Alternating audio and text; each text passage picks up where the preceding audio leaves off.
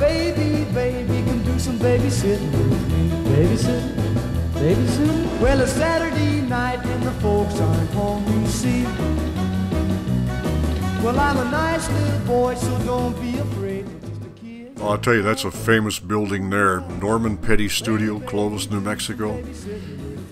Buddy Knox was the one that talked me into going down here and record. And I just can't tell you what a thrill it was for me to walk in that little studio and remember all the hits that come out of that building.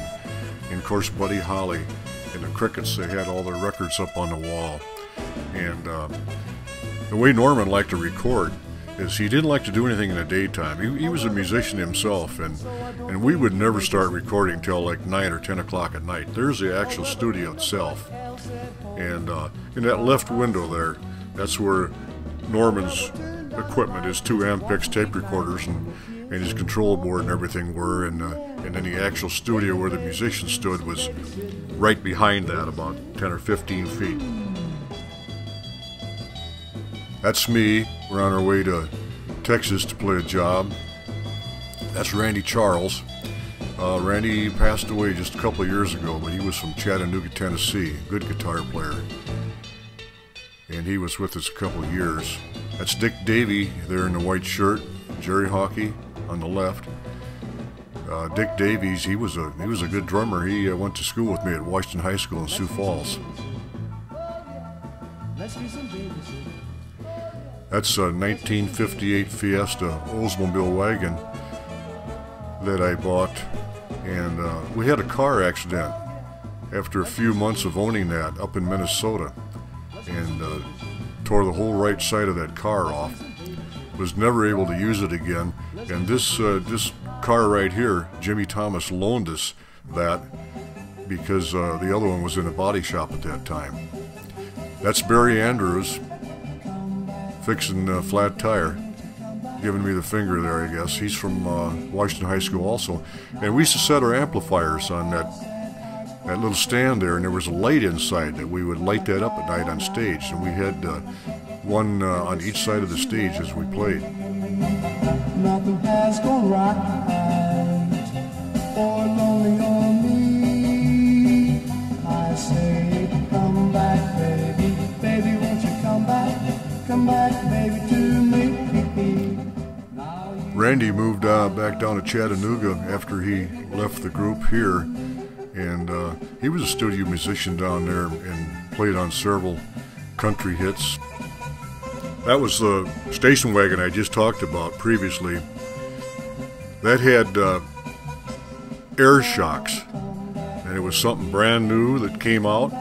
The only problem is, a lot of times we'd be coming home from some place up in Minnesota, and the air would leak out of the shocks, and you'd be driving without, the car would practically be 3 or 4 inches off the highway, you know, and just ride terrible.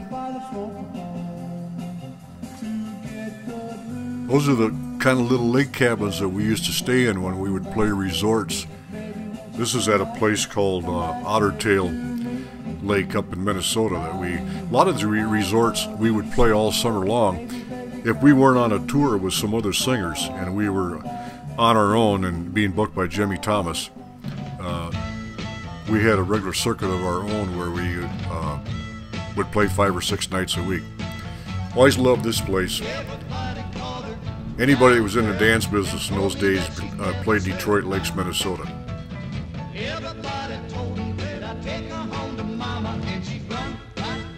We had some great times in the daytime because it was so neat. You know, if you would go do a dance job at probably 9 o'clock at night till 1 in the morning, and you'd always have all those days to go out and have fun.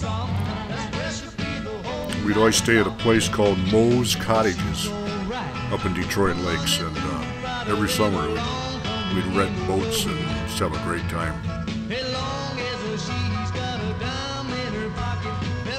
That's Chico Hayek. He was a drummer. Tyndall, South Dakota is where he was from, and he was with us for a couple of years. Just a heck of a drummer. I mean, I was so impressed because he could play literally everything from a waltz to a polka to rock and roll. I mean, he just, and just a fun guy to be around.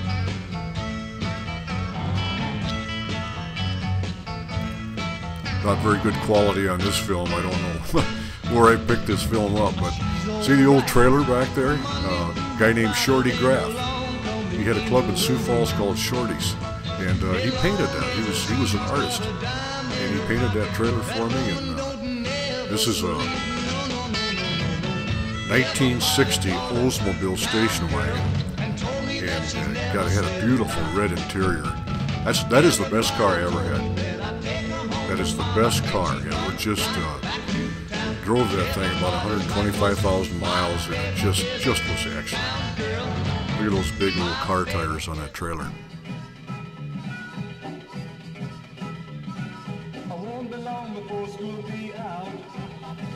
Well, I'll tell you, this was another big thrill in my life when you got a chance to play the Prom Center in St. Paul, Minnesota. Everybody, like back in the late 30s and 40s, all the big bands, the Glenn Millers and, you know, like Lawrence Welk and any of those names played in that ballroom. And we were lucky enough to have a regional hit called Rona Baby, and got to play that ballroom several times. The Sands Motel was a place that we hung out whenever we would record down at Norman Petty's in Clovis, New Mexico. And spent some great hot afternoons. Well, I'll tell you, there wasn't much down there but sand and heat. But I think motel room in those days at a place like that was probably about $10, $12 a night.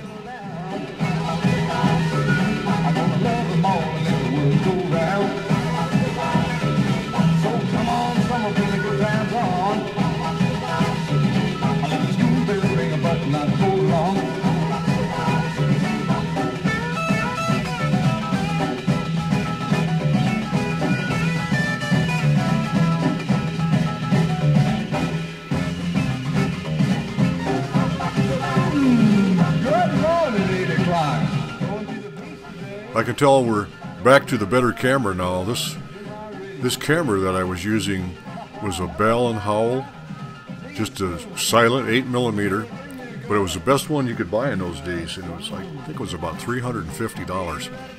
And here we all are out in, as you can see, Mount Rushmore. One of the regular circuits that we played was Spearfish Pavilion. And we played that thing about every 6 weeks. Had a good following out there. And a lot of times Jimmy Thomas would book us on Spearfish on a Friday night, for instance, and then we would probably play a place like Vivian. They had a pavilion there too, Vivian, South Dakota, on the way back. And maybe on the third night we'd play like a place called like Del Rapids, Dells Park Ballroom. Some people gotta have more than the others, gotta have more than their share. Ever since the devil tempted woman with the apple, we all had a burden to bear. The world keeps turning and things are getting faster. Ain't nobody going nowhere. They say the grass is greener on the other side. Of course, in those days, everybody that went to the Black Hills had to get on the Whirlybird and go up around Mount Rushmore. That's Chico again, getting in there. Chico had kind of an interesting career after he left the Midwest and moved out to California. He was a scenic artist, and he worked on all the, remember the Dean Martin television series? He did all his scenic work for, I think it was like 5 or 6 years. And then he worked several years for NBC and did the scenic artwork for Johnny Carson.